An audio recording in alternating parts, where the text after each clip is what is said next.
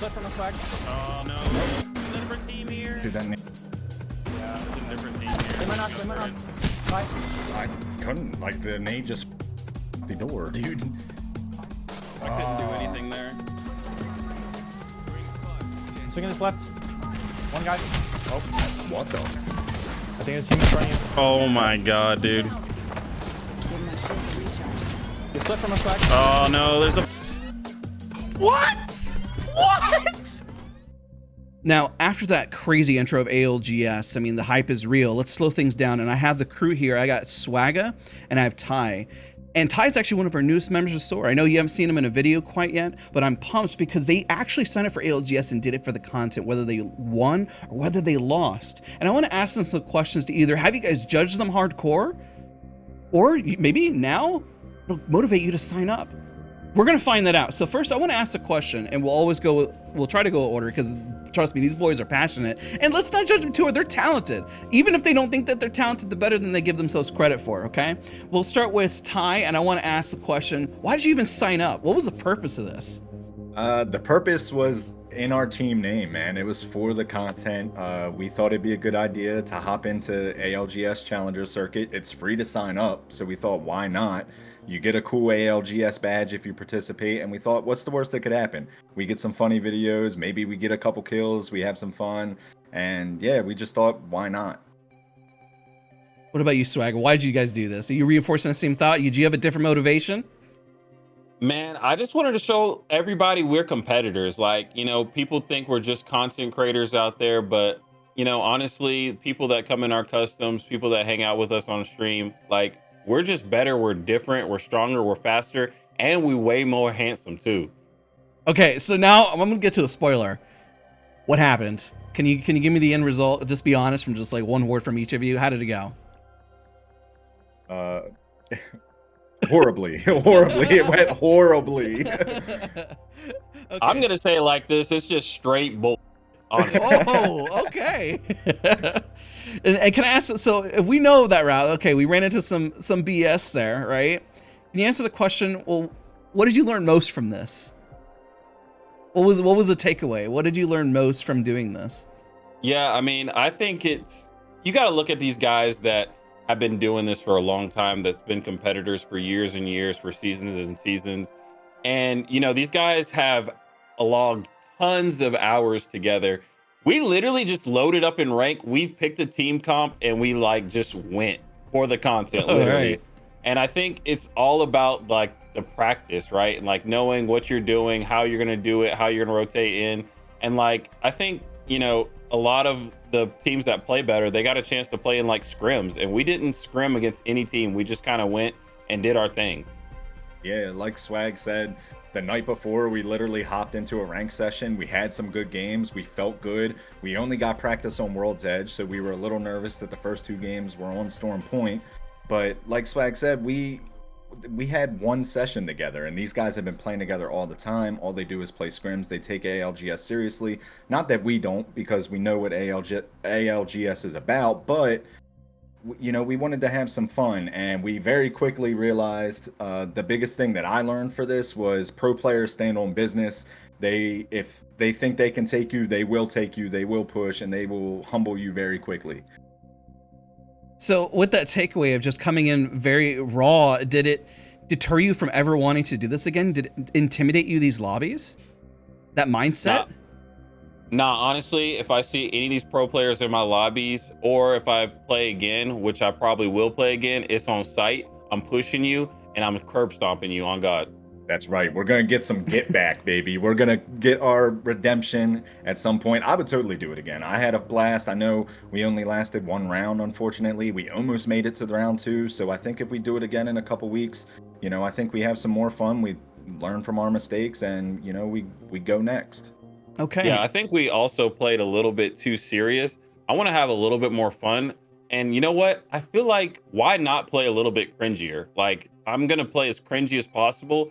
Make all these other people say like, WTF, what are these guys doing? Because I've seen so many players die in those WTF moments. What do you mean by playing cringe? What are you going to do? What's the tactic? I mean, if we got to do like some kind of silly pushes on them, like, I mean, we literally died to meatballers. They were doing the whole crypto alter like new movement tech thing, and I'm like, that's really lame. If we got to do some kind of like triple stack, healer inside of a building control, look, we'll pull out all the stops to be different, but we're also like trying to get kills in KP. So if we have to throw a game to get KP, we gonna do it. Yeah. So the theme that I'm hearing from both of you, and I don't mean to cut you off, is it confidence? Is it really just confidence, that the confidence to have fun, the confidence that maybe that's the big takeaway here? I don't know if it's confidence really. I think, we went in there a little stiff. Maybe there were some pregame jitters. We didn't really know what to expect, but I think, if we play like Swag just says and we play a little bit more loose and we have some fun and we push some people, maybe get a kill, I think the confidence comes from that. I think with this, we were playing a little slower and didn't really, play to our team comp advantage. Our comp was more, in my opinion, edge style, frag out from the edge of the zone. And, there were some times where we just didn't play to that team comp. But yeah, I mean, I think the confidence comes with the kills and it comes with the reps. Putting in the time. So would you say, and this is kind of pivoting a little bit because I'm hearing that you guys didn't have the time. It's just maybe not to intimidate those that want to sign up, and maybe let's say somebody who doesn't have the time, maybe somebody who's a dad, maybe somebody who goes to school and they don't have the time. Would you tell them not to sign up, or would you tell them to sign up? I would tell them to sign up because, I mean, round one for us lasted maybe an hour and a half. Granted, we had a couple pro teams in there that, rolled through the lobbies and made those games really quick. But round one was 4 games. It lasted, maybe an hour and a half. So it wasn't really that big of a time commitment. And even though we didn't play well, we still get the ALGS badge in game, which I think is pretty cool and adds a little, little swag to your banners, if you will. Hey. That is true. That is true that you do get that badge, and it really highlights that you put yourself out there and that you're willing to try. And so if you do put in the hours and you do put in the time, is there any tips and advice that you would give to anybody who let's say who doesn't really feel like they know what they're doing? Would you actually, and I'm going to pivot here. I'm actually going to pivot the idea that would you feel like it was accelerated learning being in there?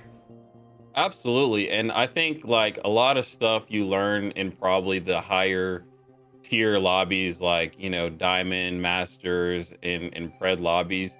Some of it translate, not all of it.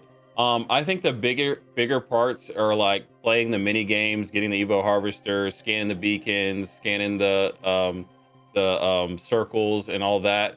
I think, that's a big part, playing the mini games, but also just like, you got to think like a lot of people are like holding chokes. People are playing ways that they don't usually play like in rank.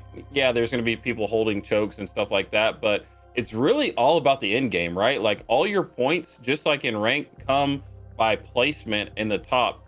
And if you make it to like the top 5, you have like, you accelerate your opportunity to get like more kills and more whatever, because you can third party from a short range. You don't really have to fully commit to ability to a fight. It's just better. Yeah, Daz, you asked if it was like an accelerated learning course. I feel like I just took a master's class in 4 games on what not to do in Apex Legends. Like there was a lot of things we learned in this, right? Like hit me with them, both of you, sir. Yeah, I want to learn those things. That's exciting. I definitely think our rotations were a little slow. I think you shouldn't be afraid to use evac towers. I know some people play a little timid. They don't want to draw attention to themselves, but rotate early and often, I think, is super key. I think every game, or at least the first 3 games when we were rotating late, and we rotated across the entire map with no evac towers, and we just got caught by a team that was already set up gatekeeping. So I think you got to rotate early and often. I think you got to understand the flow of things too. When I think in game 2, we were over at the wall on Storm Point. We heard a res. I started taking some shots with the triple take, got a team broke, and our instincts from playing ranked was you get a team broke, you push. But in ALGS, you kind of got to realize what the team comp is of the team you're shooting at. We didn't really pay attention that it's a Catalyst and a Caustic. So pushing that building is going to be pretty hard. And the chance of us finishing that fight quick is very slim. So what happened? We were fighting them for too long, and a team rolled up, third partied. I got hit with a grenade that sent me to the Shadow Realm, and it was GG's go next. But yeah, I think there's a lot of like intricate parts of the game that you don't pick up on in ranked that we picked up on in this Challenger circuit. Yeah, and just to add to that, I think the other huge part, and it comes with, again, hours of team play and chemistry and just it's communication. Like, if you don't have that core element of the game, and like, it's funny because, like, people load up into rank or pubs, whatever, and you're like, hey, do you have a microphone? And then, of course, you got those Octane and Race. I always got to hate on them because they never have microphones and they're always Giga Chads. But like, communication using your microphone, it's not just like, hey, I need a bat, I need to take a cell. It's like the micro comms and repeating those and like really not over talking each other, but like, hey, I'm doing this, I'm pushing up to this exact point, pinging it. Like, it's like triple like confirmation that what you're doing and what you're doing as a team is like solidified. And like, if you're pushing a player or pushing a position, like, hey, like in that same fight, like we're saying we're pushing into the wall, and I'm like, hey, we got a triple climb up here. All three of us should be doing the same thing. Or if there's a guy that's like by himself, we're calling out that specific legend, like, hey, there's a Bangalore right here. We need to swing them. Ty, swing this guy with me on the left, and we're swinging together. And it's the communication part. It's pinging. It's also using your mini map. A lot of people, like, they just kind of run freely. They might turn their camera to see where their teammates are at, but utilizing that mini map is crucial. That's why it's on the top left of your screen. True. Yeah, and I think the decision making just has to be so much quicker than what you're used to. And when you don't play in these lobbies in the competitive fashion, you're just not quick. You're not quick enough with these decisions. So you just have to be, you have to be ready to go with the micro comms and the rotations and calling things out and stuff like that. And not to discourage people that haven't played in this, that don't know if they can do it. Like, clearly we did it. Did we do it well? Maybe not, but we didn't lose anything from it. It's not tracking your KD, it's not tracking your stats or anything. You can sign up for free and you just hop in, you play with your friends, and I think it just scratches that competitive itch that we all have as gamers. And quite frankly, I don't think anything touches competitive Apex. So it was nice to get a little taste of that. I think, if you guys don't mind, I want to do a recap, and I've been taking my own personal notes of what you guys have been saying.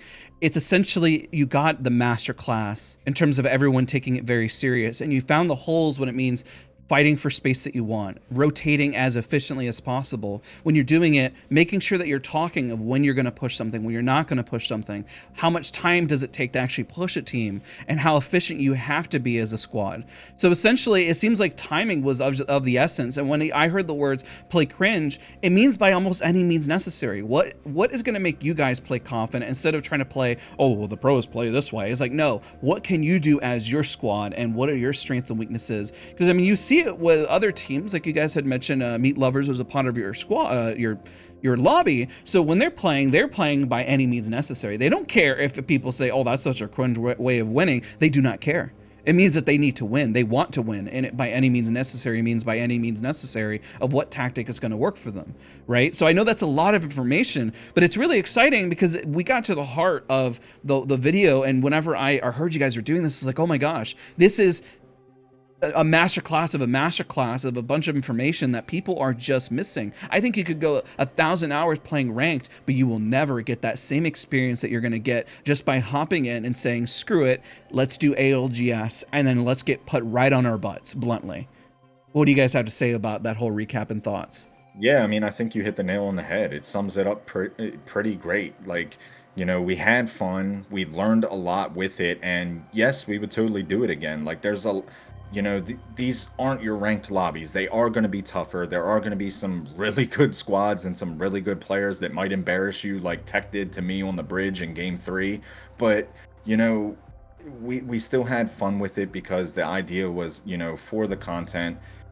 Like I said, you don't lose anything signing up. You just have fun with your friends. You play some comp, and, you see what happens. Awesome. Swagga, final thoughts. All I know is I'm a mother effing competitor. And so, am I disappointed that we lost? Yes, of course I am. Am I excited that we got to compete? Absolutely. It was like a hell of an experience. I would do it again, more passionately, more energy, just everything, and just really give it our all. I'm just thankful the guys asked me to play with them. Somewhat being IGL, I just feel bad, and Ty told me not to, but I feel bad that I led us to defeat. But listen up, ladies and gentlemen, you best believe for the content will rise again from the ashes like a phoenix and strike. We coming for you. Watch out. You know what that means? That means comment down below if you want a part 2. I think they really put a lot of their heart and soul into this, and maybe for the next one, you know, one of us gets to sit there with a camera and ask them live in between. This idea came just out of nowhere, and they really did it spontaneously, which is what I love about this crew, which means if I love them, that you gotta love them too. Be sure to check out Ty Games on his YouTube channel, on their TikTok, and as well as their Twitch streams. I know they stream this as well. Swag also on his Kick channel, his Twitch and TikTok, and he's uploading more to his YouTube as well. So if you enjoy both of them, please welcome Ty to Soar. I know you've already got a little piece of Swagger, you've seen him as well, but hype these guys up. We appreciate you guys all so much for watching and for being a part of today's video. So thank you, Ty. Thank you, Swagger. You guys were absolutely amazing. And 100%, we'll see you guys all in the next one. Peace out. Yes, sir.